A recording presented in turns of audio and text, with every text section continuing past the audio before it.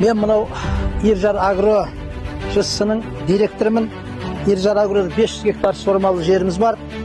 Соның өткен жылы президентіміздің тапсырмасына байланысты су үнемді технологиясының 360 гектарын тамшылатып суғару әдісімен суғардық, соны амалға асырдық. Бұл енді тамшылатып суғарудың ерекшелігі әрбір қандай дақыл болмасын белгілі мөлшерде су үнемдеп әрі тиімді қамтамасыз етеді. Бұл тамшылатып суғардың және бір ерекшелігі мынау көп дақылдарда мынау суды затопление болып, сонымен жаңағы көлдеп бір жеріне су көлдеген жерде барлық минерал ұғыттар жетеді, қамтамасыз етеді. Ал енді барлық жер бірдей тегіс емес, қалған жерлерге тиімді нормада пайдаланылмайды. Сол себепті бұның әлемде, жаһанда әзір су тапшылығы қаралып жатыр.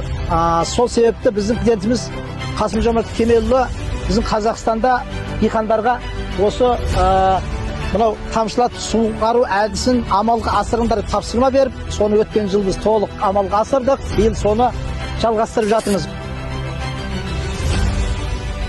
Ассалаумағалейкум, құрметті жолдастар.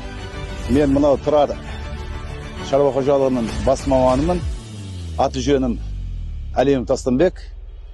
Осы қожалықта біз тамшымалы сумен суғарамыз. Бұл израильский метод. Мына шлангілерімізден су келеді. Қазір бүгінгінде 6 гектарды 4 сағат суғарамыз. 2 адам ғана су қояды. Өте тиімділігі жақсы.